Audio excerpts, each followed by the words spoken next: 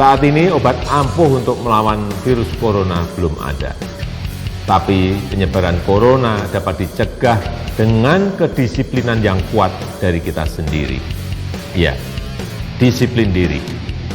Mulai dari disiplin menggunakan masker, disiplin menjaga jarak, disiplin hindari kerumunan, dan ini harus dilakukan secara bersama-sama dan terus-menerus tidak boleh terputus.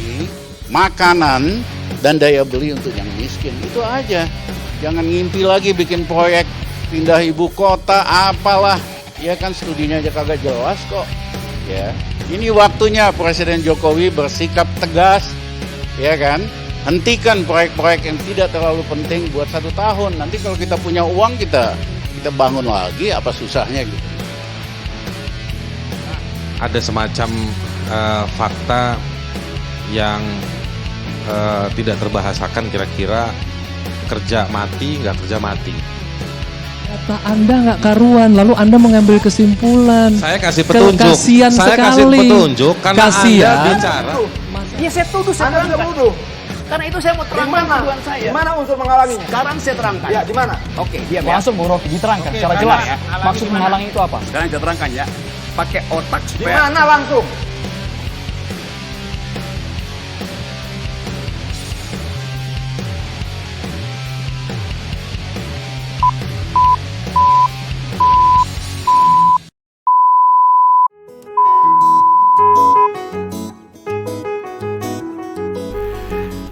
Gimana? Pusing? Resah? Atau malah bodo amat? DM pendapat kalian ke gue ya. Nah, sekarang gue mau sharing pendapat gue tentang pertanyaan tadi, tapi lewat cerita. Boleh ya?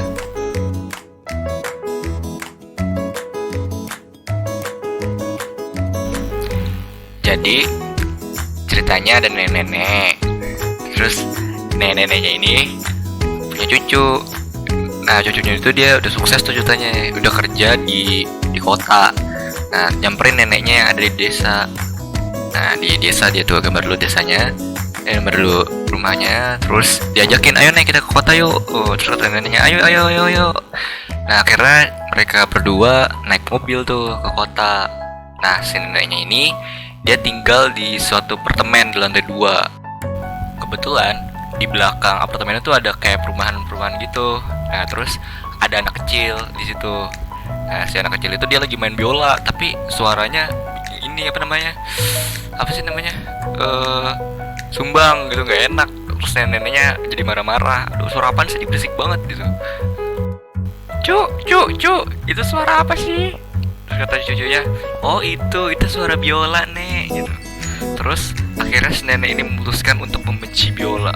Pokoknya biola itu jelek dah, berisik, mengganggu gitu. Padahal suara biola yang sumbang itu ya gara-gara anak kecilnya baru belajar. Sampai suatu ketika si cucunya ini ngajak neneknya ke acara orkestra musik besar dengan musisi-musisi kelas dunia yang akhirnya memainkan biola dengan harmoni yang indah, merdu dan anggun, sampai akhirnya neneknya terpukau gitu. Asik. Cuk, itu bukannya biola. Iya nek, itu biola. Kok enak sih? Iya, ini biolanya beda. Akhirnya si nenek itu sadar, ternyata nggak semua biola itu sumbang. Permasalahannya bukan di biolanya, tapi siapa yang memainkannya. Jadi sebenarnya siapa sih yang salah? Si nenek tadi atau si anak kecil? Terkadang gak harus selalu ada yang disalahkan. Sekarang coba deh substitusiin si anak kecil tadi dengan negara dan pemerintah Indonesia yang masih berkembang, dan substitusiin si nenek tadi dengan netizen ataupun aktivis oposisi pemerintah. Kenapa sih anak kecil tadi nggak salah?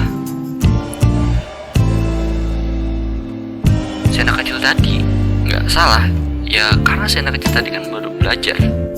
Wajar aja jika ia masih sumbang dalam memainkan biola. Gue yakin si anak kecil tadi juga nggak mau nggak berniat sebenarnya buat main biola dengan sumbang. Tentu aja kalau bisa dia ingin memberikan alunan suara biola yang merdu, yang enak didengar. Tapi mau gimana lagi, dia baru belajar. Namanya juga anak kecil, tentu punya keterbatasan. Terus kenapa si nenek tadi nggak salah? Si nenek tadi juga nggak salah, ya karena namanya juga nenek-nenek, udah tua, dari kampung, pengetahuannya minim, dan belum pernah terlibat langsung di panggung profesional biola. Bahkan lihat biola aja belum pernah kali. Jadi wajar aja jika si nenek jadi lebih mudah untuk mencela, mudah menghujat, bahkan mudah marah dan membenci. Padahal belum tahu kebenarannya. Padahal juga main biola itu gak semudah kelihatannya.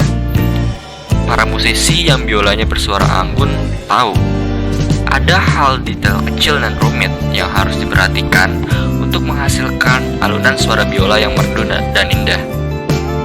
Jadi, siapa yang salah? Jawabannya gak ada yang salah. Lebih tepatnya, pertanyaannya yang salah. Bukan siapa yang salah, tapi apa yang bisa kita unggah, apa yang bisa kita berikan untuk mengkatalisasi proses anak kecil tadi yang masih belajar, dan apa yang bisa kita unggah untuk mengkatalisasi proses penyerapan informasi yang benar agar si nenek tadi bisa lebih bijak dalam bertindak dan belajar sebelum mencela. Di negara demokrasi, kritik sangat baik untuk menjadi kontrol kepada yang berwenang, untuk memberikan keseimbangan pada kekuasaan. Itu jika diimbangi dengan menahan hawa nafsu dan memberi solusi, bukan justru menjadi pelampiasan dari serakahnya diri. Seringkali kedewasaan itu tidak berpatokan kepada umur, tetapi kepada hati nurani yang jernih yang belum terkotori oleh diri sendiri.